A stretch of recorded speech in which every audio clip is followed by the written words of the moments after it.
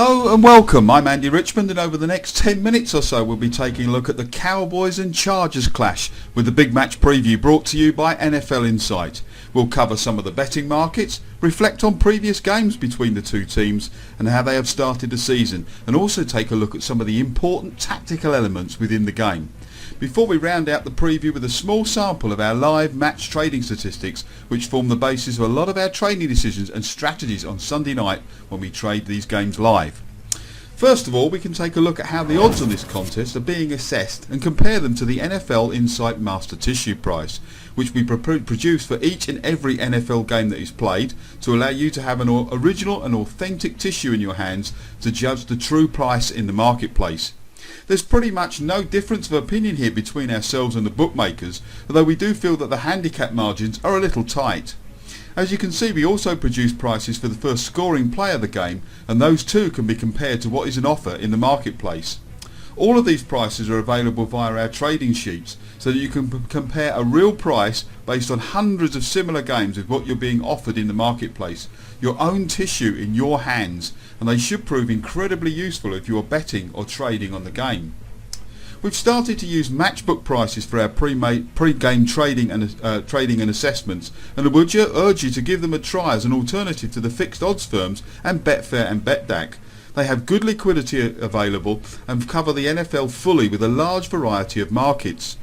On the money line with Matchbook, the Cowboys are 1.86 favourites, and with Dallas being a very public team, I would not envisage that line moving much, and if anything I could see the boys shortening a little. On the handicap, the -1 on the Cowboys is by our reckoning slightly short of where it should be, and the handicap should be nearer the Cowboys giving up nearer a field goal. The points line is set at 47, and again that looks a little low. I'd be inclined to edge towards the overs in this game, which may have a back and forth element to it, and both teams are capable of putting points on the board. Let's reflect on how the two teams have gone in the past when they've met each other and how the season has started for the Cowboys and the Chargers. Since 1972, the Cowboys lead this series 6-3. These two teams have not met very often. The Chargers lost 5 of their first 6 encounters, but have held sway of late and won the last such contest of this, 2017. The last Chargers home victory in this fixture, however, came way back in 1983, 24-23. That was just a single point. Since then, they've suffered 3 home defeats to Dallas. How's the season started for the two? Well, the Cowboys are 2-1. We've been here before with the Cowboys being them at 2-1, but they come here off a very convincing home victory against the Rams, 31-7. Whilst the Chargers are 1-2, they've had 2 close 3-point margin defeats, and their win against the Eagles came by the same margin as well. Some sort of error strewn for the Chargers as well. You feel that they could be a little bit better, and possibly the Cowboys could have been 3-0 as well. It's sort of a season that might have been, but that's probably the story for these two teams all over. Let's now move on. Look at how the two sides will approach this game, and what they need to get right to post a victory this year, or another victory this year. The Cowboys obviously wanting to improve to 3-1, and the Chargers wanting to level up their record. The running game has been developing really well for Dallas this year, and running back DeMarco Murray finally broke out. He had 175 yards and a touchdown on 26 carries last week. The rushing success has really been helpful to quarterback Tony Romo. He had his most efficient game of the year, and establishing a solid running game has really helped the Cowboys to run a far more fluid offensive scheme this year, which has cut down on mistakes and them relying on what I thought was in past has been a rather one-dimensional offense that has brought them. Defensively, they've also been much better this year, and that must continue in this game. They've been very successful in pressurising opposing quarterbacks. They need to be a little bit careful with this tactic on Sunday against Chargers quarterback Philip Rivers. Historically, he's been mediocre against the blitz, but that hasn't been the same in 2013. He has an unbelievable 122.9 rating when defences send 5 or more rushers. That appears to be due to him releasing the ball far more quickly this year, a trait that's also been noticeable in Dallas quarterback Tony Romo. For the Dallas defence, the best plan of attack might be to sit back with 7 defenders in coverage. If extra rushers are rendered useless by Rivers' quick strikes, it makes sense to play conservatively, Hope the four-man rush can get to him and force San Diego to continually beat you underneath. In essence, challenge Rivers. In fact, the Cowboys have relied heavily on a four-man rush this season, using such pressure at the third highest rate, 78%. And Monty Kiffin, the new defensive coordinator at the Cowboys, that strategy has limited opponents to 130-plus yard pass play when using a four-man rush this season. They had 14 last year, so it seems to be a tactic that's working, and they are getting to the quarterback with fewer rushes and having a deeper secondary. Tony Romo, let's move on to him. And his opposite number, Philip Rivers, are two of the quarterbacks that divide opinion in the NFL. I think everybody knows where I sit on the Tony Romo question, but I've always been of the opinion that he is overrated and likely to cause you to lose in pressure situations, but he's been much, much better this year. Let's give the guy some credit. He's already racked up 6 passing TDs, just 1 interception. And with the Chargers having surrendered the most passing yards through 3 games, he seems poised to prosper yet again if he can keep his newfound poise. That's very, very important. He has actually kept that pretty well this year. That point leads on to the next positive for this season for the Cowboys, and one that has helped Romo a lot in this new offense. It has a nice balance to it. The Chargers won't be able to zero in on one aspect of the offense, and Dallas and Romo now have the weapons and plays to keep San Diego guessing and on the back foot. Consistency. This has been a problem for the Cowboys for a long time. We're all aware that they've been, they've seen good starts before, and then comes the typical December crash and burn that leaves them scrabbling for the playoffs. We've seen them twice in 2 years, been in the last chance saloon on the last weekend and failing on both occasions. They've been 2-1 in their last 2 seasons, the same record that they have here, and yet they've then bumbled along to an 8-8 finish. They must find some consistency if that's not going to be the same story this year. They've started reasonably well, but they're still a side you would treat with a little bit of caution. I could file the Chargers in the same pigeonhole as we start to take a look at them.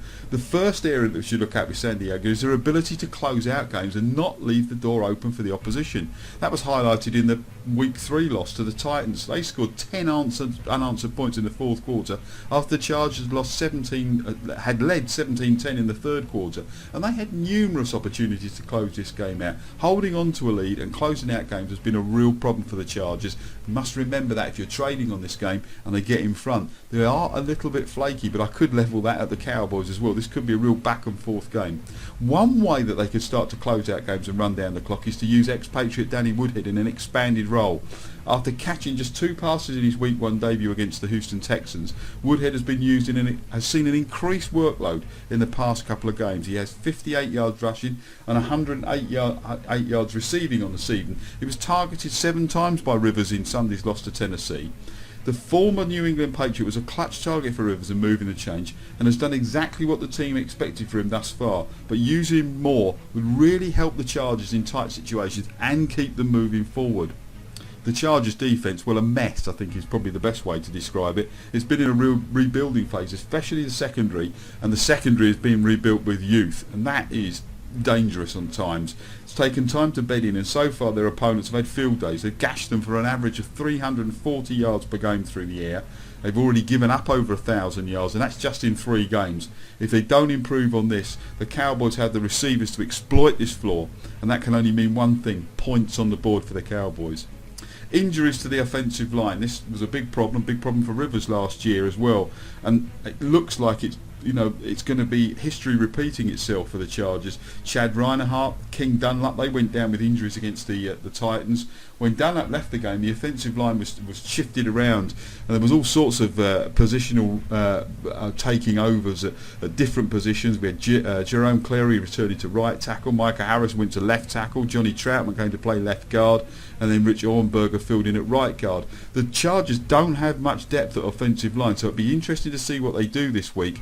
And they do have injuries to Fluker, Reinhardt and Dunlap. If they're not there, Rivers has really got to be good, because he's going to face pressure and he may struggle against an understrength offensive line to operate behind. Mentioning Rivers brings me on to his part in the Chargers game. Like Tony Romo, he's error prone. He's known to make bad and costly mistakes late in games, usually through forcing passes. He's now in his 10th season in the league, and he must continue to improve. He's been a lot better this year. He's limited his interception this year, much the same as Romo, and the reason for that may be that the Chargers' offense is now slightly more conservative than it used to be. They've developed a running game, that meaning it isn't so pass orientated as before, and are allows Rivers more of a comfort zone, but he has got to work behind what I think will be an under-strength offensive line on Sunday. That's an important point to remember.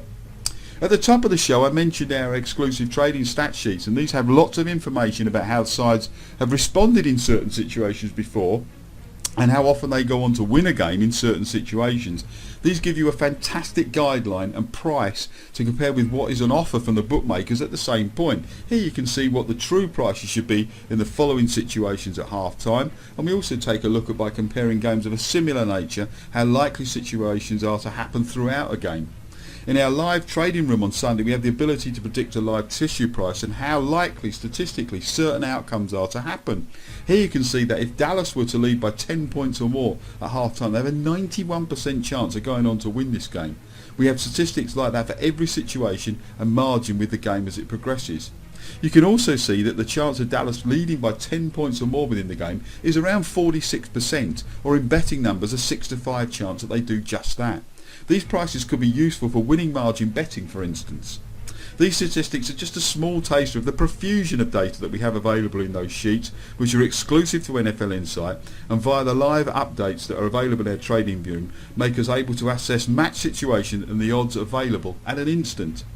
Match previews are a small part of what we do at NFL Insight. Be sure to subscribe to the NFL Insight TV channel via YouTube for all our latest previews, and I'll be back soon with further match previews and all the big games in the NFL. It's really an area that we're looking to expand later in the year.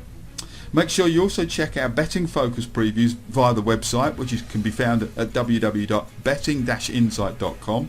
and where we'll take a look at all the best betting opportunities on the game once we have taken into all the tactical factors in this preview. Come and get involved with us at NFL Insight for all your NFL previews, statistics, trading views and betting advice. NFL Insight is at the forefront of a new way of looking at and betting at on the NFL.